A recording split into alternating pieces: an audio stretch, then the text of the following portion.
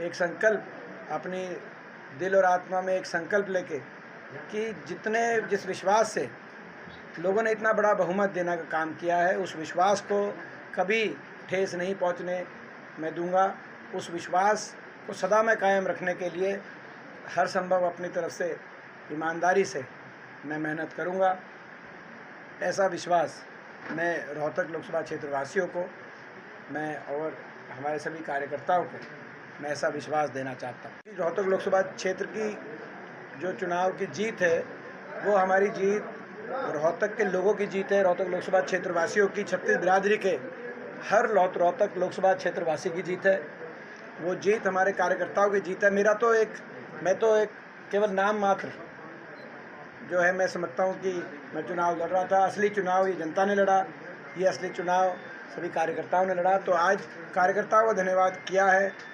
सारे विधानसभा क्षेत्रों के कार्यकर्ताओं के धन्यवाद के कार्यक्रमों के बाद फिर गांव स्तर पे और जो शहर कस्बे स्तर पे जो धन्यवाद के हमें कार्यक्रम करने हैं उनको हम आगे बढ़ाएंगे।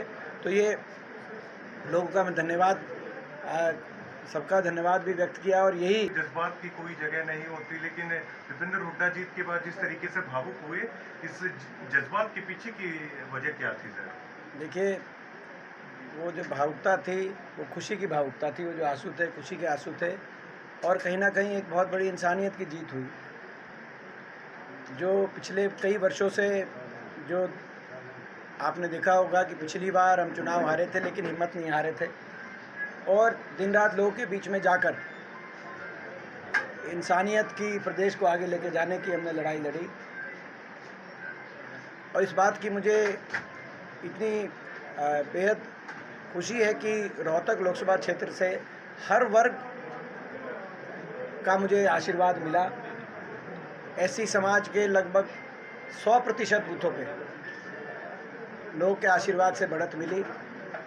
जो सबसे बड़ा अहीर बहुल्य विधानसभा क्षेत्र है हरियाणा का, कोसली विधानसभा क्षेत्र, जगदीश जी बोरा बैठे हैं, वहाँ से भी इस बार बढ़त मिली। जो सबसे बड़ा पंजाबी बहुल्य विधानसभा क्षेत्र हरियाणा का रोहतक विधानसभा क्षेत्र, वहाँ से बढ़त मिली। लगभग पहरावर ब्राह्मणवाद से लेके कोंदरावली देवर खाना तक लगभग ब्राह्मण बहुल्य जो गांव हैं रोहतक लोकसभा क्षेत्र में, जो ब्राह्मण समाज के, उन पे हमें बढ़त मिली। जो गुजर समाज के बहुल्य गांव हैं उनमें बढ़त मिली। राजपूत समाज के बहुल्य गांव हैं 19 उसमें 13 में बढ़त मिली। बैकवर्ड समाज में ने हमें आशीर्वाद दिया। हर वर्ग, मैं समझता हूँ कि छत्तीस बिरादरी ने एक आशीर्वाद दिया। और ये मेरे लिए एक बहुत बड़ी, मेरी दिल और आत्मा को छूने वाली बात थी, क्योंकि पिछला चुनाव का जो नतीजा था वो कहीं ना कहीं भाजपा की जो राजनीति कि लोगों को धर्म और जाति में बांटा जाए, और उसकी राजनीति का प्रभाव भी रोहतक लोकसभा क्षेत्र में मैंने देखा था, जिसकी दिल और आत्मा से मुझे उसकी बहुत बड़ी पीड़ा थी मेरे दिल में। और जब ये चुनाव शुरू हुआ था तो आपको लोगों को याद होगा, तब एक बात मैं हमेशा कहता था कि जीत से बढ़कर जीत ये है कि 9 के 9 विधानसभा क्षेत्रों में हम जीते, लोगों का दिल हम जीते। तो मैं समझता हूँ कि ये जो जीत है, इसीलिए मैं रोहतक लोकसभा क्षेत्र के छत्तीस बिरादरी के हर हमारे मतदाता को मैं समर्पित करता हूँ कि सभी का आशीर्वाद मिला और बड़े बहुमत के साथ देश में तीसरी बड़ी जीत के रूप में लोगों ने यहाँ से साथ दिया। और मैं मानता हूँ कि जिनका साथ मिला और जो किसी कारणवश जिनका मत नहीं भी मिला, उनके भी दिलों को हमने छुआ, ये मेरा मानना है। वो भी हमारे अपने हैं। तो ये मैं समझता हूँ, इसीलिए वो जो भावुक का पल था वो अंदर से मैं समझता हूँ एक खुशी की भावुकता थी, एक खुशी के आंसू थे। वो इसीलिए आंसू थे कि आपस का प्यार, लोगों में आपस का प्रेम, और जब इंसानियत की जीत होती है तो मैं समझता हूँ कि एक बहुत बड़ी बात होती है। लोकसभा चुनाव से पहले शुरुआत में ही भाजपा के कुछ नेताओं द्वारा दोबारा से जातीय ध्रुवीकरण के प्रयास किए गए थे, लेकिन उसको तोड़ते हुए समाज ने और जनता ने एक मैसेज दिया कि अब वो नहीं है। तो क्या मानते हैं, क्या विधानसभा चुनाव में भी यही परिपाटी रहेगी कि लोगों ने भुला दिया उन चीज़ों को? नहीं, निश्चित तौर से रोहतक लोकसभा के नतीजे ने प्रदेश को और देश को एक दिशा देने का काम किया है। जो धर्म जाति की भाजपा की राजनीति थी उसको नकारने का काम लोगों ने किया है और प्रदेश की राजनीति को एक दिशा देने का काम किया है। जो सरकार 10 वर्ष से पूरी तरीके से एक विफल सरकार साबित हुई है। किसी भी मापदंड में उसके कार्यशैली को आप देखेंगे, आज देश में सबसे ज़्यादा बेरोजगारी हरियाणा में है, नशा बढ़ गया हरियाणा देश में सबसे ज़्यादा, अपराध बढ़ गया हरियाणा के अंदर, विकास की पटरी से उतर गया हरियाणा। एक भी औद्योगिक क्षेत्र हरियाणा के अंदर, 1 इंच मेट्रो, 1 इंच रेल की लाइन, एक नया कोई विश्वविद्यालय इस सरकार में नया नहीं बन पाया, आपके सामने है। तो ये सरकार जो एक विफल सरकार साबित हुई हरियाणा वासियों के लिए, मगर वो केवल अपनी राजनीति समाज बांट के राजनीति करती थी, केवल उसका एक 10 साल का एक नज़ारा देखा हरियाणा वासियों ने। उस तरह की राजनीति को नकार के और सकारात्मक राजनीति की नींव रोहतक लोकसभा क्षेत्र वासियों ने रखने का काम किया और इसको हम आगे लेके जाएंगे। हरियाणा देश में विकास में नंबर 1 बने, हरियाणा देश का पहला विकसित राज्य बने, ये लोगों ने सपना देखा है और इस सपने को साकार करने के लिए हम अपनी तरफ से संघर्ष करेंगे। भारत सरकार अग्निवीर के मुद्दे पर बात अब करना चाहती है, एक इनका लेके फिर प्रदेश के जो मुख्यमंत्री नायब सिंह सैनी, उनका बयान आया है कि लोकसभा चुनाव में कांग्रेस पार्टी ने झूठ बोला कि संविधान को बदल देंगे और लोगों के मन में ये घर कर गया। अब भाजपा के कार्यकर्ता घर घर जाएंगे और जो कांग्रेस पार्टी ने झूठ बोला है। देखिए, ये मैं लोगों का धन्यवाद करता हूँ कि जो जिन्होंने मत दिया वो बाबा साहब द्वारा निर्मित देश के संविधान को बचाने का लोगों ने काम किया, देश के लोकतंत्र को बचाने का लोगों ने काम किया और हर वर्ग के अधिकारों को, संवैधानिक अधिकारों को, एससी समाज के अधिकारों को, बैकवर्ड समाज के अधिकारों को, हर वर्ग के अधिकारों को, संवैधानिक अधिकारों को बचाने का लोगों ने काम किया है। अब ये क्या कहेंगे वो तो ये बताएं, लेकिन इनकी नीयत लोगों के सामने आ गई। जैसी सरकार चलाई इन्होंने, आपने देखा इस सरकार में सरकारी नौकरी समाप्त कर दी। केंद्र में भी, हरियाणा में भी 30 लाख सरकारी पद केंद्र में समाप्त कर दिए, 2 लाख सरकारी नौकरी हरियाणा में समाप्त कर दी और जो बची उनको भी कच्चों पे कौशल निगम जैसी स्कीम्स आ गई, जिसमें बिना रिजर्वेशन, बिना पेंशन, बिना मेरिट के बच्चों को कच्चे में सरकार स्वयं एक ठेकेदार का काम सरकार ने करने का काम किया। फौज में भी यहाँ तक कि पक्की भर्ती समाप्त करने का काम किया गया। तो ये, और जहाँ पक्की नौकरियाँ जो थी भी उनकी भी पेंशन ख़त्म करने का काम इस सरकार ने किया, न्यू पेंशन स्कीम लाकर।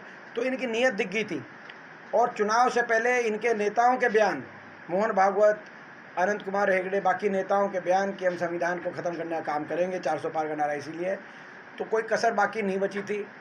देश के लोगों को मैं मुख्यमंत्री जी कहना चाहता हूँ, आप देश के लोगों को ना समझे, देश की जनता सबसे समझदार है। उन्होंने आपकी नीयत समझ ली और वोट की चोट से आपकी उस नीयत को हराने का काम किया जो आप देश के संविधान के साथ खिलवाड़ करने की सोच रहे थे।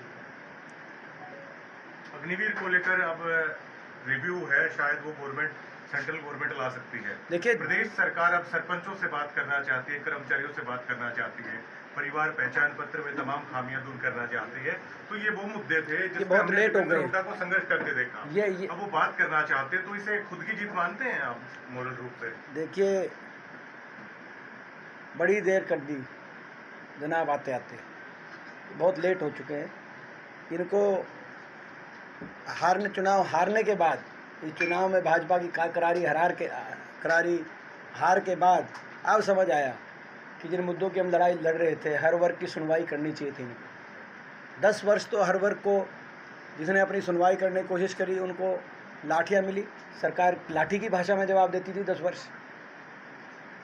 तो इनकी नीयत दिख चुकी है। इन्होंने हरियाणा का भट्टा बिठा दिया, भट्टा बिठाऊ सरकार साबित हुई, भट्टा बिठाऊ सरकार। इन्होंने हरियाणा का भट्टा बिठा दिया, एक शब्द है जो हमारे ग्रामीण अंचल में हम इस्तेमाल करते हैं। ये भट्टा बिठाऊ सरकार साबित हुई है और ये चौपट राज साबित हुआ हरियाणा में। तो ऐसे चौपट राज और ऐसा भट्टा बिठाऊ सरकार से कोई हमें उम्मीद नहीं है कि इन 2 महीनों में सरकार क्या करेगी। जनता भी नाउम्मीद है, हरियाणा प्रदेश की जनता को उम्मीद है, तो चौधरी भूपेंद्र सिंह हुड्डा जी के नेतृत्व से कांग्रेस पार्टी से उम्मीद है। बहुत सारे लोग दीपेंद्र हुड्डा को मुख्यमंत्री देखना चाहते हैं। आज भी आपके मन से बार बार इस बात की हुई, लेकिन ये पेचीदा सा मामला लगता है। आप एक सांसद हैं, लोग देखिए देखना आपको मुख्यमंत्री के पद पे चाहते हैं, देखिए तो कई गोसिप्स चलते हैं सर कि श्वेता हुड्डा जी आएंगी, वो बहुत बेहद पॉपुलर हुई 2-4 दिन में ही। तो फिर उसके बाद कहा जा रहा है बेरी से आएंगे या दीपेंद्र हुड्डा बादली से आएंगे। दीपेंद्र हुड्डा तो ऐसा है, इस देखो पर क्या कहेंगे? ऐसा है, मेरा कोई लक्ष्य कोई पद की प्राप्ति नहीं रहा है कभी भी, आपको पता है। जब मैं विदेश से वापस आया था उस समय एक ही बात अपने मन में, एक ही लक्ष्य को लेकर मैं आया था कि अपने देश के लिए, अपने प्रदेश के लिए, अपने लोगों के लिए मैं कुछ करूं, कुछ अच्छा करूं, कुछ अच्छा कर पाऊं, अपना कुछ योगदान मैं दे पाऊं, और उसी को अपना लक्ष्य मानकर मैंने आज तक अपने जीवन के अंदर संघर्ष किया है। और आज अगर अपने देश और प्रदेश और अपने लोगों के लिए कोई अगर एक महत्वपूर्ण सबसे बात है, वो है कि हरियाणा में परिवर्तन हो, ऐसी भट्टा बिठाऊ सरकार से छुटकारा मिले, और उस परिवर्तन के लिए कांग्रेस के कार्यकर्ता के रूप में जो मैं संघर्ष करना पड़ेगा वो मैं करूंगा।